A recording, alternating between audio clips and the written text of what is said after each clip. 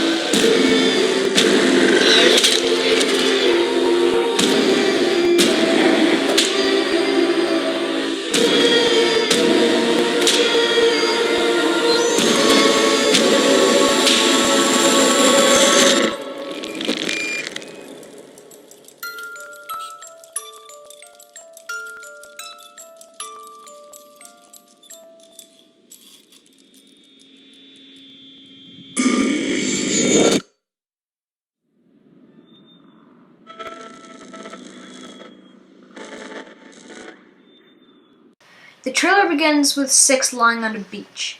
A television is lying next to her. Then the scene changes to her winding up a music box, then cutting to another girl standing beside her. This girl has a similar trench coat to Six and appears to be wearing a paper bag over her head.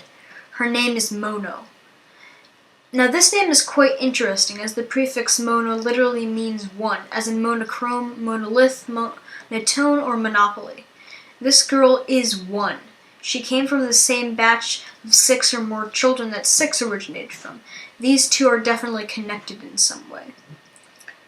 After various shots of the two in different locations, we get a shot of Mono. Yes, this is Mono. The trench coat is very different to Six's. She just doesn't have a paper bag on. Anyway, she's standing in front of what is presumably the schoolhouse. Next we get to see who's running the school. A monster smacking a ruler against her hands. Back in the 19th and early 20th centuries, teachers would hit their students on the wrists with rulers for misbehavior. This teacher enemy will probably hunt us down, attempting to bludgeon us with this ruler. Then we see Six putting on her signature yellow raincoat. Between this moment and her lying on the beach at the start of the trailer, I believe this game is another prequel.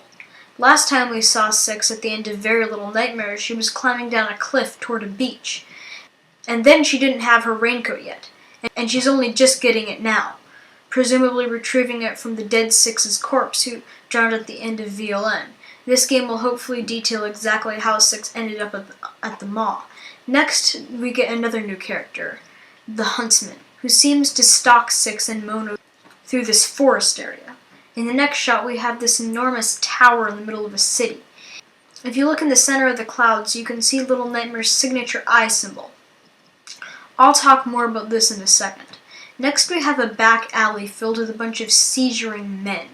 They seem to be hypnotized by the screen of this television. Now, there are televisions littered everywhere throughout this trailer. Someone has placed these to try and hypnotize everyone in this world.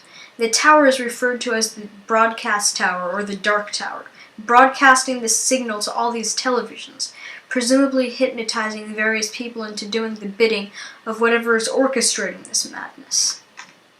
Then, in the next scene, we have Mono smashing a porcelain child with a ladle, this seeming to confirm we will be able to wield weapons and fight in Little Nightmares 2, which is super exciting as we have never been able to do that before. The closest we have gotten to fighting is solving a puzzle to cut someone's arm off or electrocute someone, so this is a pretty big deal. After that scene, the Huntsman is looking for our characters with an enormous flashlight. He will probably be the main enemy for the forest chapter. The cabin that we saw Mono sneaking past may be his. Mono and Six having to be as quiet as possible so the Huntsman doesn't come out and shoot them. Six and Mono are now climbing up a rope of sheets and floating beds. After they do this, it looks like they will have to platform from one bed to the next to get up to the next stage of the game. Now we seem to be in a hospital. Six and Mono are about to kill a disembodied hand, Mono winding up to smash it with some sort of pipe. In the next scene, there is a creature lying in a hospital, missing its hand and head.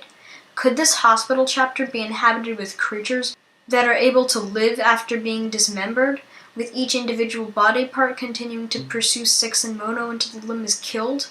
The room with the hand may have been the hospital's morgue. Finally, we can see the teacher again, except this time she is standing in front of a class of the porcelain children from the fight scene earlier, probably taking place in the school cafeteria. Now I'm about to go on a limb here, but when Mono puts her hands against the television, there are a bunch of white particles, and the same exact particles appear when Six attacks the lady with the mirror. What if these televisions and the mirrors are connected? What if they use the same sort of power to get whatever sort of malevolent purpose they have done? Again, that's just completely random speculation, and it's probably not true. They probably just reused an asset, but I overanalyze stuff, so. Now if you look at the final shot, image flashes up on the television screen. You may recognize this image from the end of the Residence DLC. Also, another thing that you'll notice about the room at the end of the DLC is it's the exact same room that we see Mono and Six in at the end of the trailer. I don't know exactly if this has any significance. I think it's just kind of cool that it shows how long they've been planning this game, and how long they've fleshed out even the minute details as the rooms of which we'd be seeing the characters in. Another connection that can be drawn between the Runaway Kids DLCs and this game is something that happened in the Granny's chapter. When you kill the Granny, you shove a TV into the water to electrocute her. And there's a symbol on that TV, and that symbol is the exact same symbol that is shown on the TV in the corner of the latest poster for Little Nightmares 2. It seems that the Runaway Kids DLCs were stuffed with secrets and hints alluding toward this new game, which means that this game has most likely been in development for at least a year. And given that it's not coming out till 2020, I think we can expect a much bigger and more complicated game than the original Little Nightmares. Even the developers said that if they were to make a sequel, they would want to make something much longer.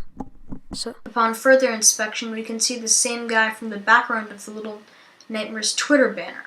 This guy is most likely the Hanged Man from the first game, and the father of the white-haired girl from VLN. If he is the Hangman, this would confirm Little Nightmares 2 to be a prequel. But how he got to the Maw or why he killed himself is still a mystery. But one thing about this guy is clear. This is the guy who started the broadcast that is playing on all the televisions. Also, you can see a teacher in the background, and her neck is all stretched out. And I can tell you from personal experience that that's a totally normal thing for teachers to do, especially when they're angry. Further evidence for this game being a prequel is something that happened in Little Nightmares comic books. In the comics, a character named the Ferryman transports children to the Maw. The Ferryman finds Six in a city, and the climax of this new game seems to take place in a city, meaning that the comic books may pick up just after this game ends. So between this, the Hanged Man, and VLN, I think it's pretty much certain that this game is a prequel. Mono is probably killed fighting the Hangman, as you do play as her after all. Then Six ends up lost in the city, waiting for the Maw to come find her.